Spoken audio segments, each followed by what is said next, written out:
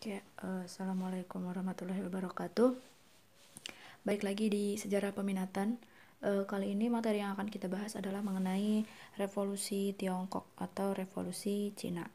Nah, setelah kemarin kita bahas tentang revolusi Amerika, sekarang kita masuk ke revolusi Cina. Oke, baik. Di sini sudah ada latar belakangnya. Ya, latar belakang revolusi Cina itu pertama adalah karena kekecewaan terhadap dinasti Manchu gitu. Nah, jadi dinasti Manchu ini adalah dinasti yang memerintah di Cina tapi terkenal dengan dinasti yang lemah dan juga korup gitu. Maka kemudian rakyat juga tidak menaruh kepercayaan lagi kepada dinasti ini, sehingga akhirnya banyak rakyat yang kemudian kecewa dan ingin segera mengganti dinasti Manchu. Nah, berikutnya, salah satu kekecewaan yang dirasakan oleh rakyat adalah karena ini, kekalahan Tiongkok dari Inggris pada Perang Candu tahun 1839 sampai 1842. Jadi Inggris itu selalu menyelundupkan candu ke Tiongkok gitu. Nah,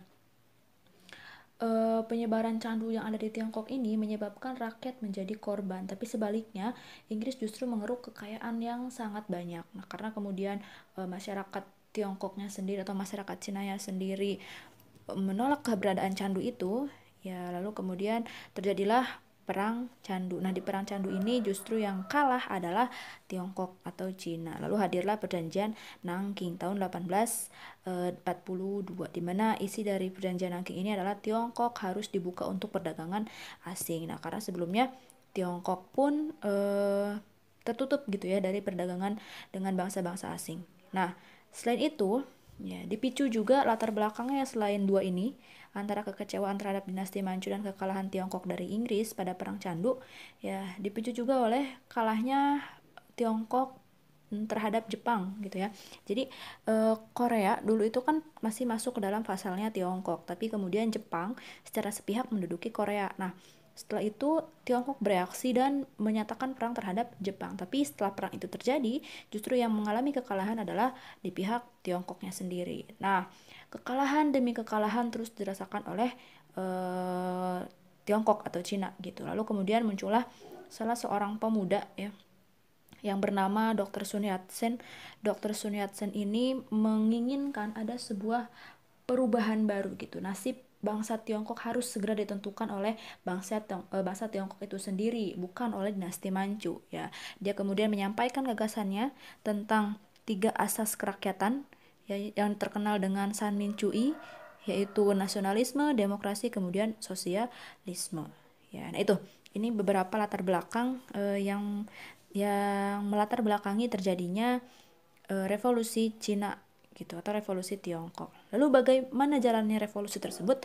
Jadi jalannya revolusi tersebut ya pertama diawali dari beberapa orang kaya di Tiongkok ya yang akan membuka jalan kereta api di Sichuan gitu. Tapi justru yang diberikan apa namanya? Yang diberikan izin untuk membuka jalan itu adalah orang-orang bangsa asing ya, orang-orang kaya yang di Tiongkok tidak diberikan izin oleh pemerintah Manchu. Nah, ini menimbulkan reaksi di kota Wuchang ya, dan meletuslah kemudian revolusi Wuchang atau Wuchang Day gitu, dimana di revolusi ini dinasti Manchu kemudian tumbang ya, dinasti Manchu ini kemudian tumbang.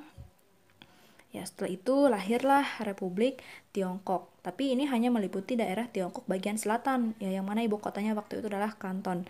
Sementara Tiongkok bagian utara, ya, Tiongkok bagian utara itu masih dikuasai oleh dinasti Manchu, yaitu dipimpin sama Kaisar Fuyi.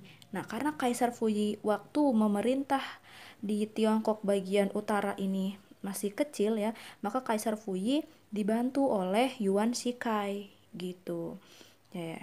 Ya, jadi secara nggak langsung Tiongkok ketika revolusi Tiongkok sebenarnya masih masih menjadi dua ya, masih menjadi dua antara Tiongkok Selatan dengan Tiongkok Utara gitu. Nah, setelah itu kita tidak melupakan ini ya, kita tidak melupakan Dr. Sun Yat-sen gitu ya, dimana Dr. Sun Yat-sen kemudian berusaha ingin menyatukan seluruh Tiongkok. Maka Dr. Sun Yat-sen ini bekerja sama dengan Yuan Shikai gitu untuk menyatukan Tiongkok. Jadi tidak ada lagi Tiongkok Selatan maupun Tiongkok Utara, yang hanya adalah Republik Tiongkok waktu itu. Nah, Yuan Shikai kemudian mengajukan syarat, dia bersetuju untuk menyatukan Tiongkok Utara dengan Tiongkok Selatan. Ya, jadi Tiongkok Selatan itu Yuan Shikai mau gitu ya menyatukan antara Tiongkok Utara dengan Tiongkok Selatan, asal syaratnya adalah dialah yang kemudian memimpin Republik Tiongkok berikutnya gitu. Nah, setelah Yuan Shikai mau setelah mengajukan syarat, Yuan Shikai mengajukan syarat ya, dan Dr. Sun Yat-sen pun setuju, tapi Dr. Sun Yat-sen juga akhirnya punya apa ya? Punya syarat juga gitu. Boleh silahkan Dr. Yuan Shikai yang menjadi presiden di Republik Tiongkok, tapi asas yang dipakai di negara itu adalah ini, San Min Chui ini, gitu. Oke, setelah ber apa namanya berdialog kemudian juga menghasilkan keputusan besar, maka tanggal 12 Februari 1912 berdirilah Republik Tiongkok itu. Nah, ini tentang revolusi Tiongkok. Ya, ini mudah-mudahan dipahami. Nah, setelah ini kita akan beralih ke revolusi Rusia. Oke. Ya ini kita sekarang bahas yang revolusi Rusia ya. Beberapa latar belakangnya sudah dirangkum agar memudahkan kalian untuk memahami, tapi selebihnya kalian juga bisa baca sendiri di buku paket kalian yang ada di halaman 85 gitu. Nah, ini hanya garis besarnya saja yang coba dipaparkan gitu ya. Baik, pertama, latar belakangnya adalah karena terjadinya revolusi Rusia itu di latar belakangnya salah satu dari 5 faktor, yaitu sikap Tsar Nicholas II yang otoriter. Jadi Rusia meskipun mengalami perkembangan yang cukup pesat di bidang industri, tapi kaum buruh justru yang kemudian merasakan ketidakadilannya gitu. Nah, kita tidak melupakan kaum buruh ya, karena kaum buruh ini juga menjadi tokoh sentral juga terjadinya revolusi Rusia gitu. Nah, itu yang pertama. Kemudian yang kedua, karena munculnya paham sosialisme di Rusia ya, sehingga akhirnya Judge Plekhanov tahun 1898 mendirikan Partai Sosialis Demokrat.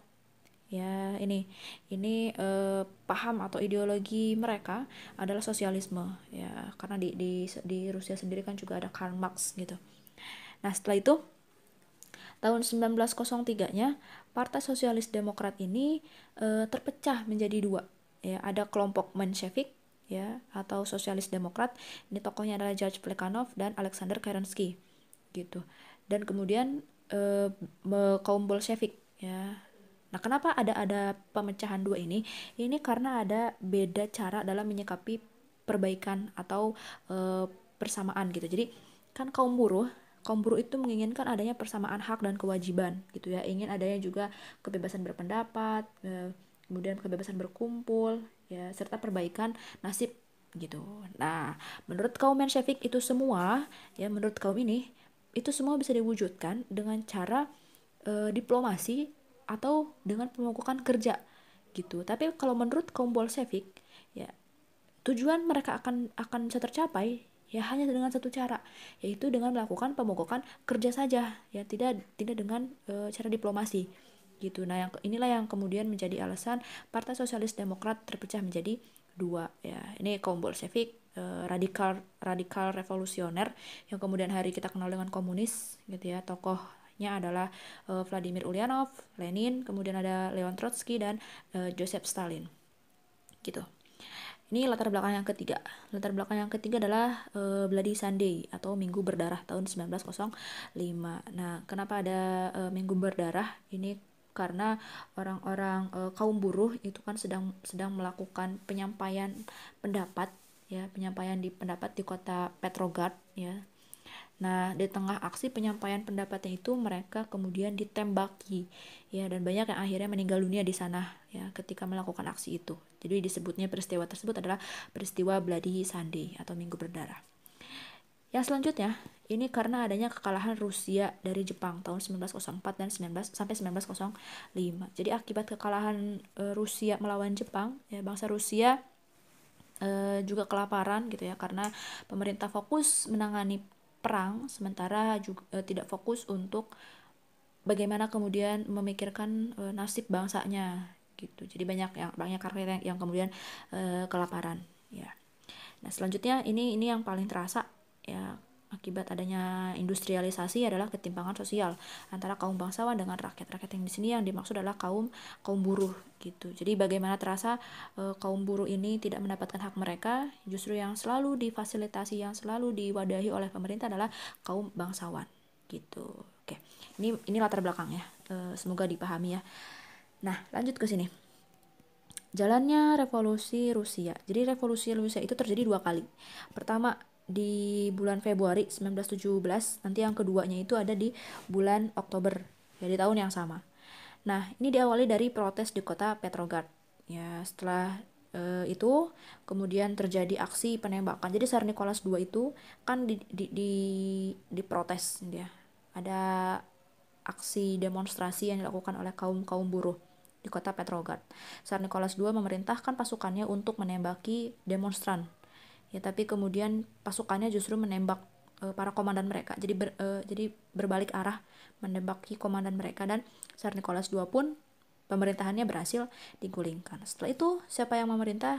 Pemerintahan sementara di Rusia dipimpin oleh Alexander Kerensky. Kita ingat Alexander Kerensky adalah tokoh dari kelompok Menshevik. Jadi kelompok Menshevik ya punya panggung di sini di Revolusi Februari 1917. Ya, oke. Itu revolusi yang pertama bulan Februari tahun 1917. Nah, revolusi yang kedua itu terjadi di bulan Oktober 1917. Ya, ini dikenal juga dengan revolusi kaum Bolshevik. Ya, kenapa mereka melakukan protes? Ya, ini salah satu alasannya karena kekecewaan mereka terhadap pemerintahan Kerensky. Ya, Kerensky kan dari kaum Menshevik ya. Jadi dinilai Menshevik itu lamban untuk bisa memperbaiki keadaan ya, pasca tergulingnya Tsar Nicholas II. Ya, maka kemudian kaum Bolshevik ini memegang kendali untuk bisa menggulingkan pemerintahan Kerensky ya, dan berhasil digulingkan pemerintahan Kerensky. Ya, dan Lenin kemudian menjadi pemimpin di Rusia ya. Di Rusia. Lalu kemudian setelah itu membentuk Uni Soviet, kumpulan dari beberapa Soviet itu jadi apa namanya? Soviet itu adalah sebuah dewan buruh gitu ya. Dewan buruh dikumpulkan kemudian dibentuklah negara Uni Soviet gitu. Nah, Lenin berhasil menumbangkan pemerintahan Kerensky. Lenin yang kemudian menjadi pemimpin Rusia. Nah, setelah Lenin berakhir kekuasaannya digantikan oleh temannya itu Stalin. Ya, itu revolusi Rusia. Lalu bagaimana pengaruh revolusi Rusia di Indonesia? Nah, kita tahu bahwa Sneflit itu adalah tokoh dari Belanda yang kemudian pernah belajar di Rusia, dan dia mendirikan ISDV. ISDV ini nanti cikal bakalnya Partai Komunis Indonesia. Ya. Nah, di mana di ISDV ini mencoba memasukkan paham komunisme, menyebarkan paham komunisme lewat organisasi. Nah, Semaun dan Darsono ini adalah tokoh SI cabang Semarang gitu ya. Semaun dan Darsono ya kemudian tertarik untuk ibaratnya ya bukan terkontaminasi memiliki paham komunis juga dan masuk ke dalam anggota ISDV gitu. Jadi bagaimana revolusi Rusia ini pengaruhnya bagi Indonesia ya, secara tidak langsung adalah menyebarnya juga paham komunisme di Indonesia. Nah, itu mungkin yang bisa disampaikan terkait revolusi Rusia dan revolusi yang tadi Cina gitu ya, atau revolusi Tiongkok.